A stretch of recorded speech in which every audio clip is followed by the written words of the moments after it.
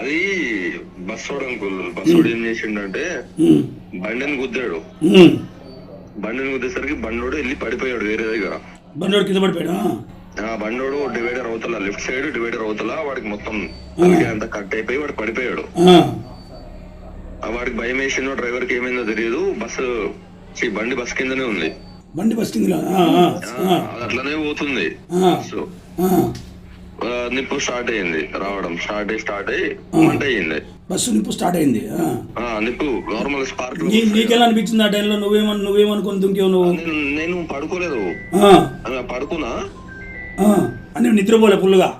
అదే ఫుల్ గా నిద్రపోలే, జస్ట్ అలా కళ్ళు మూసుకొని అలా ఉన్నా. ఓకే, నీకేమైనా స్మెల్ అనిపించిందా లేకపోతే ఏమన్నా నీకు వాసన వచ్చింది? మొత్తం వాసన వచ్చింది.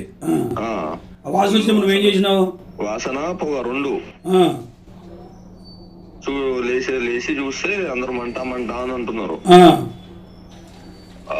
ముందు ఏమో డోర్ ఓపెన్ చేయట్లేదు, డ్రైవర్ ఏమో లేడు. ముందేమో డోర్ ఓపెన్ చేయట్లేదు ఎవరు.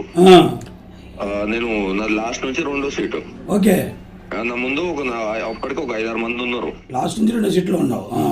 లాస్ట్ నుంచి 2 సీట్లు ఉన్నా. నా ముందు అప్పటికి అదే వెనకాల డోర్ బాల్ కొడుతున్నారు. నువ్వు డోర్ కొట్టి ముందు నుంచి వదిలేపై కింద దూకేసావు. అది అవుతలేదు అని తెలియక నేను ఇంకో ఆయన నా సైడ్ ఉన్న దగ్గర విండో తంతున్నాం. ఓకే, నా సైడ్ విండో కొంచెం లూజ్ ఉండేనే, ఏమేమి తెలియదు. ఒక 10 నిమిషాలు దాన్ని ఇద్దరం కలిసి తనేసరికి ఓపెన్ అయిపోయింది. ఓపెన్ అయిపోయింది, మేము దూకేసాం ఇద్దరం. ఓకే, దూకేసి బయటకు వచ్చేసిన ఒక 5 నిమిషాలకి ఇంకా బస్ మొత్తం కాలిపోయింది. సరే, మీరు వెనకలు ఉండబట్టి 10 ముందులంతా అవుట్. అంతే. అంటే వెనకలలో కూడా ఏమైనా పోయారా?